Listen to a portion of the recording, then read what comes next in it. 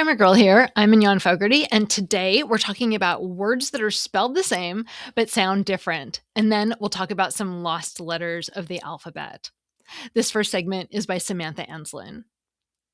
One of our listeners named Greg wrote in recently with a question.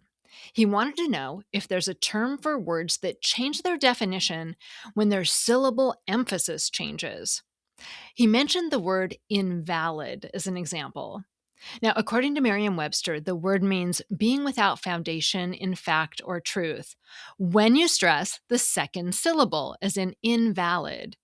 But it means one who is sickly or disabled when you stress the first syllable, as in invalid. Good question, Greg. There is a term for words that are spelled the same but have different meanings. They're called homographs. The homo root means same, and the graph root means right.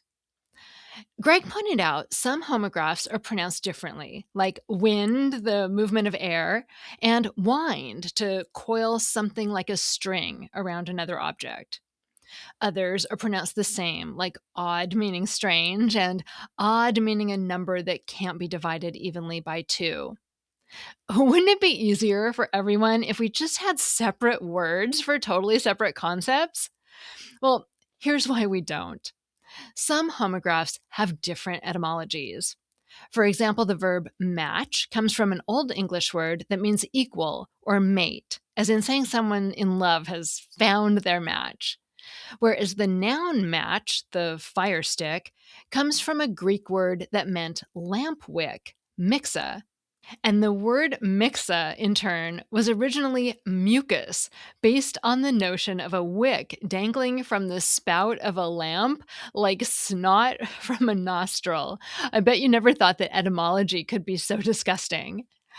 Another example is the word compact. The noun compact, meaning an agreement, comes from the Latin verb compacici, meaning to covenant together. The past tense of this verb was compactum. In contrast, the verb compact, meaning to press tightly together, comes from the Latin verb copengere, which had the same meaning. And the past tense of that verb was compactus. Even some words that seem similar can have different origins. For example, think of the noun ear. It can be something you hear with, or where corn grows on a plant. Both of those kind of stick out from a body or a stalk, so it could be easy to assume they're related, but they aren't. The hearing ear comes from the Old English word eare, meaning the same thing, whereas the food type of ear comes from the Old English word ear, meaning spike. There's another reason 2 words that are spelled the same can have different sounds and meanings too. It's because English is what's called a stress-timed language. Therefore, in English, the meaning of words can change depending on which syllable we stress. For example, compare the word minute with minute. These 2 words are spelled the same but have different meanings. Same thing with project and project.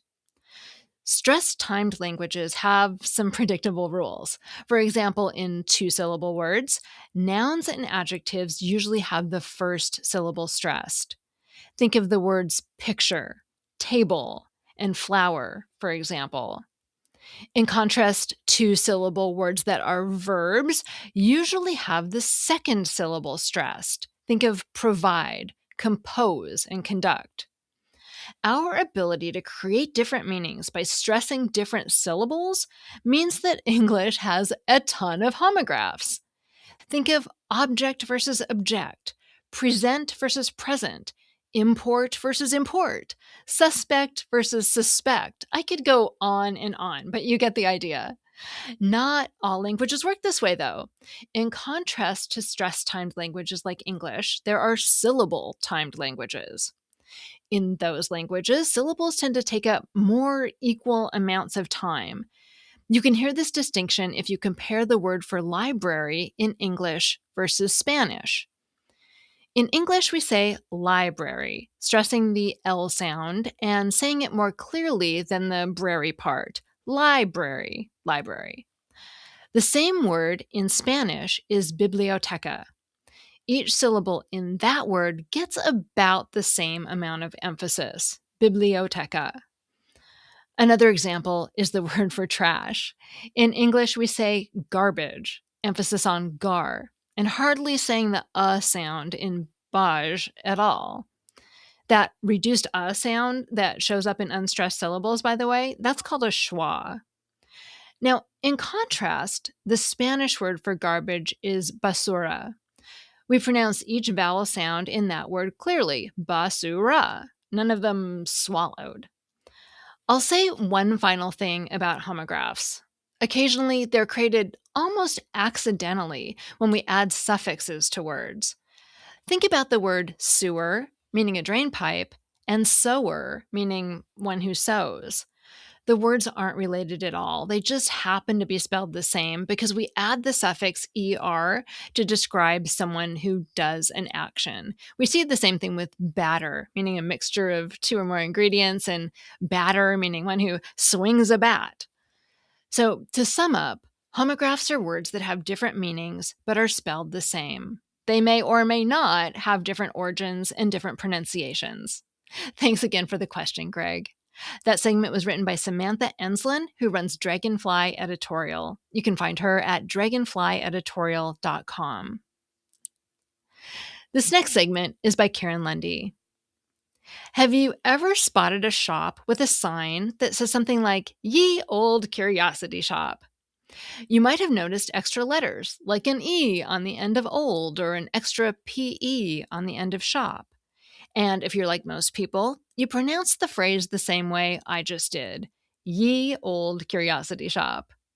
But if you happen to be with a well-informed friend who loves Old English, pronouncing YE as ye could trigger a well, actually moment, because that Y isn't a Y at all. It's a linguistic ghost, a placeholder for a letter that used to exist in English but has since become extinct. Well, except on ye olde signs, intended to be old-fashioned and quaint.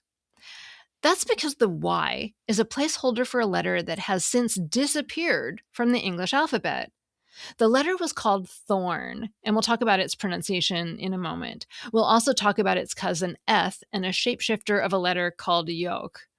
There are three letters that used to be a normal part of English but have vanished over time, leaving some confusing spelling in their wake. And we'll start with the thorn because it has the most dramatic origin story.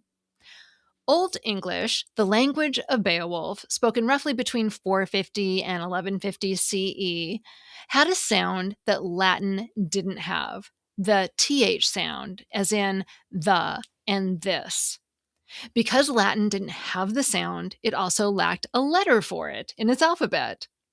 The Anglo-Saxons solved this problem by borrowing from a runic alphabet called Elder Futhark. They adapted a rune into a letter they called thorn. It looked kind of like the letter P, but with a taller top tail. Or you could think of it as a lowercase l sticking out its tongue. For centuries, thorn did this job beautifully. But then, in late medieval handwriting, thorn and the letter Y started looking nearly identical on the page. That was the first stage of English drifting away from the letter thorn. Later, when William Caxton brought the printing press from continental Europe to England in 1476, the continental typefaces didn't include the thorn. But printers needed something to represent that TH sound. And the closest letter they had, you've probably guessed, it was Y. So printers started using Y to replace thorn, more for practical reasons than anything else. The economics of printing simply didn't leave room for it. By the 16th century, thorn had basically disappeared from written English, later replaced by the TH combo we use today. And that brings us back to Ye Old Curiosity Shop. It sounds charmingly old-fashioned to say it that way, but it's also wrong, because Y represents an Old English alphabet letter that was pronounced with a TH sound. The Old Curiosity Shop. I'll leave it up to you whether you want to educate your friends about thorn the next time you go into an antique shop or visit a Renaissance fair. And then there's eth, thorn's sibling, or maybe it's more of a coworker. The lowercase form is written like a lowercase d with a curved stroke through the ascender. In uppercase, it looks more like a capital D with a line through the left vertical bar. Eth also made the TH sound. So you might be thinking, well, wait, if we already had thorn for TH, then why did we need eth? Well, it's a valid question because mostly we didn't. In modern English linguistics, we recognize two distinct TH sounds. There's the voiced one, as in this, there, and the, where your vocal cords buzz a bit. And then there's the voiceless one, as in thin, think, and thorn, where they don't. The International Phonetic Alphabet, or IPA, now uses eth for the voiced sound and thorn for the voiceless one, but that's a modern assignment. In Old English, the two letters weren't reliably linked to one sound or the other, which is actually why they were redundant in the first place. Linguist David Crystal also noted that thorn and eth were often used interchangeably, even within the same manuscript. The choice might have come down to something as simple as accent, personal preference, or which letter the scribe thought looked nicer on the page that day. So eth was kind of an unnecessary letter from early on. It faded first, becoming hard to distinguish from the letter D, and then thorn followed, and both were eventually replaced by TH. But there's one exception. In Iceland, thorn and eth are still alive and well. Modern Icelandic still uses both letters, and they make the distinction precise and deliberate. So if you ever want to write in a language that kept its original runic TH letters, you have options. And then there's yogh. Both uppercase and lowercase forms look very similar to a slightly more stylized numeral 3. Yogh evolved from an early form of the letter G in Old English. It was pronounced in a few different ways depending on where it appeared in a word. At the beginning of a word, or when it followed an E, I, or Y, it sounded like the Y in yellow.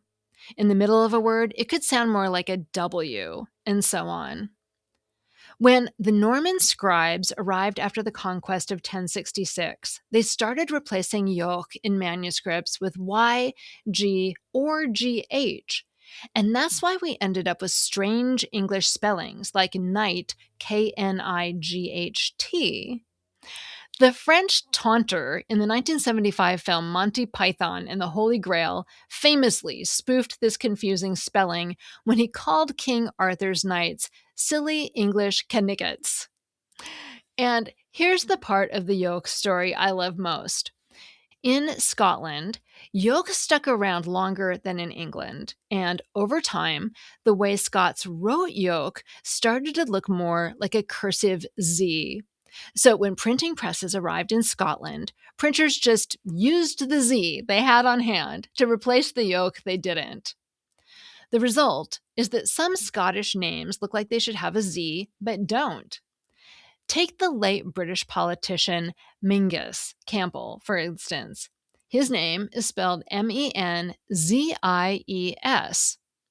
Or the Scottish surname Mackenzie. The Z was once a yogh, meaning the name was originally pronounced more like McKenny. Those strange spellings are yog's fault, or maybe its legacy, depending on how you look at it. So the next time you see ye old anything, you'll know you're not reading a Y at all. You're reading the ghost of a thorn. And the next time a Scottish name spelling makes no sense, you can blame yogh. These letters may be gone, but they left their fingerprints all over English. Karen Lundy is a career writer and former Quick and Dirty Tips editor. She writes I'll Go First, a Substack where she shares personal essays and memoir, then hands you a weekly writing prompt and a metaphorical pen. Find her on igofirst.org. Finally, I have a FAMILECT story from Rebekah. Hi, Mignon. This is Rebekah, and my FAMILECT word is jamatize. This is a word my mom came up with in fairly recent history. This is not something I grew up with, but she says jamatize to sort of celebrate or eventize the moment where we get home from going out to dinner or whatever it is and getting on our pajamas and then watching TV or playing a game. And now my grown kids say it, and we all really love to jamatize. It's like the best part of the day. Thank you, Rebekah. It's great to have a name for it because it really is the best part of the day. Grammar Girl is a quick and dirty tips podcast. Thanks to Maram Elnageeb, Nat Hoops, Morgan Christianson, Rebekah Sebastian, Holly Hutchings, and Dan Feierabend, who recently bought a 7-string guitar. Rock on, Dan. And I'm Mignon Fogarty, better known as Grammar Girl. That's all. Thanks for listening.